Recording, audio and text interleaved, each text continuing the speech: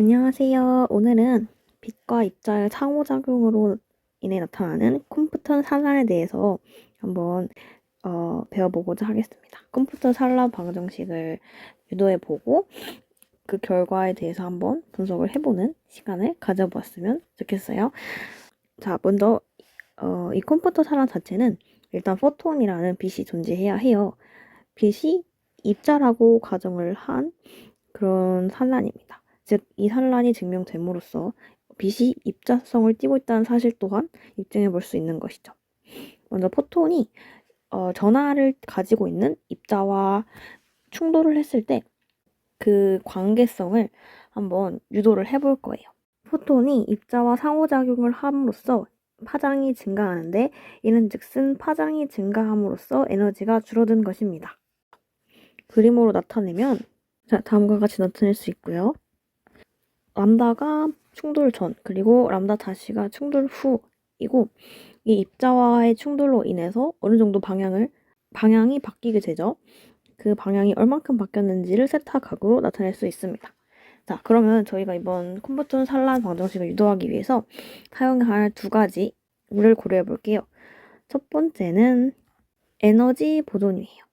에너지가 보존이 되는 이유는 일단 이 포톤 자체와 그리고 입자 딱 이 두 가지만 지금 고려하고 있는 상태고 이 개의 밖과 안으로 무언가 에너지가 왔다 갔다 하지 않는 상황이니까 에너지 보존을 만족할 수 있고요.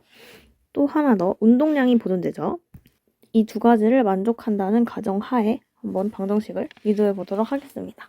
에너지 보존의 경우에는 충돌 전의 포톤과 그리고 입자의 에너지를 합해 볼게요. 보통 포톤은 람다로 표기를 하기 때문에 이 람다 플러스 에너지의 E 전하를 띠고 있으니까 전자라는 식으로 표기를 해줄게요. 그리고 이것은 람다가 충돌 후 입자도 충돌 후 그리고 운동량 같은 경우에는 입자의 경우에는 가만히 있기 때문에 운동량이 지로고요. 때문에 이렇게 포톤만 고려해줍니다. 그리고 충돌 후에는 둘 다 운동량을 가지고 있겠죠.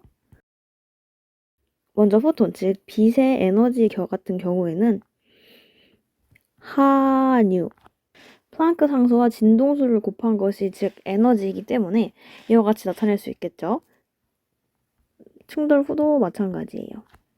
파장이 변하니까 진동수 또한 위에 다시, 즉 하뮤 다시라고 할 수 있습니다. 이와 달리 E의 그리고 전자의 경우에는 정지되어 있을 때 저희가 고려할 수 있는 것은 오직 질량밖에 없죠. 왜냐하면 속도가 전혀 없기 때문에 정지했을 때의 운동량은 정지 에너지, 즉 질량이 가지고 있는 에너지로만 판단을 할 수가 있습니다. 때문에 ME의 C제곱. 그러나 충돌 후에는 질량뿐만 아니라 운동량까지 갖고 있기 때문에 다음과 같이 나타낼 수 있죠. 충돌 후의 질량은 뭐 변함이 없으니까 그대로 있을 것이고요. 그리고 운동량이 추가로 생겼기 때문에 운동량이 들어간 텀을 넣어줘야 합니다. 이렇게 에너지 보존을 구하는 데 필요한 식들을 다 구했으니까 한번 정리를 해봅시다. 먼저 에너지 보존에 해당하는 것이 이렇게 정리를 할 수 있는데요. 이것을 충돌 후에 전자가 가진 그 운동량에 대해서 다시 정리를 해볼게요. 이렇게 정리를 하면 다음과 같고요. 이 방정식을 3번이라고 명명하겠습니다. 그 다음에는 저희가 아직 쓰지 않았던 운동량 보존에 대해서도 다시 정리를 한번 해볼게요. 운동량 보존의 경우에는 지금 벡터 표시가 들어가 있기 때문에 이를 스칼라량으로 바꾸기 위해서 다음과 같은 계산을 해봅니다. 자, 이번에 운동량 보존의 경우에는 식 2번에 있는 것을 정리를 해주면 다음과 같이 내적을 통해서 나타낼 수 있고 이를 다음과 같이 나타낼 수 있습니다.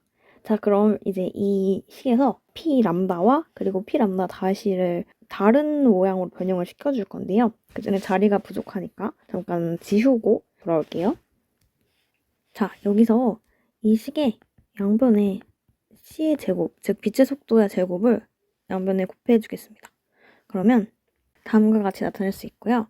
이번에는 이제 운동량을 다르게 표현을 해줄게요.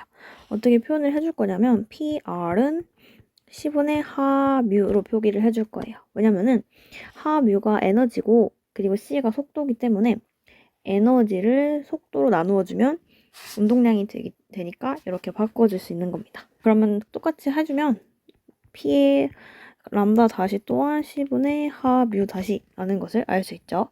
그러면 이것을 다 대입을 해줄게요. 그 결과 이렇게 나타낼 수 있습니다. 자, 그럼 이렇게 구한 이 식을 4라고 해볼게요. 4번식. 그러면 3번식과 4번식을 합해줘서 다음과 같이 나타낼 수 있습니다. 이제 이 식을 정리하기만 하면 됩니다. 다시 한번 칠판을 지우고 돌아올게요. 먼저 왼쪽 항을 풀어주겠습니다. 왼쪽 식만 풀어준 모습이고요. 그러면 이 두 개가 이렇게 상쇄되겠죠? 그럼 그 다음에는 한 번 더 풀어줄게요. 자, 이렇게 풀어주면은 왼쪽과 오른쪽 항에서 동일한 것들을 상쇄를 시켜주고요. 이제 왼쪽은 왼쪽끼리 비슷한 것들을 묶어주겠습니다. 이렇게 묶어준 뒤 요 식을 곱하기 2하 뮤 다시 MEC의 마이너스 1승으로 곱해주면 다음과 같은 결과를 얻을 수 있어요. 자, 이렇게 식을 얻었어요.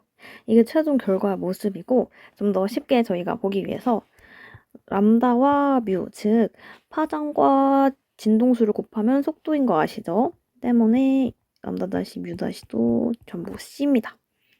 그래서 이것은 람다 다시 빼기 람다라고 표현을 할 수 있습니다. 그렇다면 이것은 얼만큼 이 파장이 증가했는지를 알게 돼요. 왜냐하면 이 포톤이 가진 파장이 작은 파장에서 높은 파장으로 증가를 하기 때문에 얼만큼 증가했는지를 알 수 있는 그러한 방정식이 됩니다. 포톤이 파장이 높으면 높을수록 에너지가 작은 거기 때문에 충돌 후에 증가를 할 수밖에 없어요. 보시면 이 세타에 0보다 큰 숫자가 들어갈 것이기 때문에 무조건 증가하는 양수가 결과적으로 나오게 되고 이 말은 즉슨 람다가 증가한다는 것을 의미합니다. 자, 그렇다면은 다시 요 식과 앞서 저희가 그렸던 그 그림을 같이 두고 봐볼게요. 저희는 앞서서 에너지 보존 법칙 그리고 운동량 보존 법칙만을 사용해서 다음과 같은 방정식을 유도했습니다. 즉 포톤, 광자가 입자와 충돌했을 때 전하를 띤 입자와 충돌했을 때 얼만큼 방향을 틀었느냐에 따라서 이 람다가 얼만큼 증가하는지를 알 수 있는 것이죠. 그렇다는 것은 이 세타에 만약 90도라는 각도가 들어간다고 해볼게요. 그럴 경우에는 요 항이 제로가 되기 때문에 얼만큼 증가했는지 람다를 요것과 바로 대비해서 볼 수 있는 거예요. 이 입자의 질량에 의해서 이 광자의 파장이 얼만큼 길어지는지를 알 수 있다는 겁니다. 그 말인즉슨 이 질량이 크기가 작을수면 작을수록 람다가 증가하는 폭이 더 커진다. 이렇게도 볼 수 있겠죠.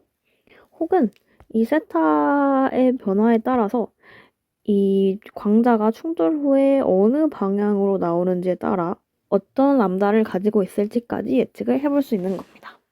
즉, 빛과 입자가 상호작용을 할 때 어떤 일이 일어날 수 있는지 그 파장의 변화의 관점에서 이 상호작용을 살펴볼 수 있는 것이죠. 때문에 앞으로 여러분이 어떤 빛이 어떤 입자랑 충돌을 하는 그런 상호작용을 하는 그러한 상황에 놓여 있는 것들을 관찰할 때 이렇게 컴포터 산란이 일어날 수 있겠구나. 그리고 컴포터 산란에 의해서 내가 얻을 수 있는 정보는 무엇인가. 이런 것들을 한번 생각해 볼 수 있었으면 좋겠습니다. 자, 그럼 오늘도 이 강의가 조금이나마 도움이 되셨길 바라면서 저는 이만 마치도록 하겠습니다. 바이바이.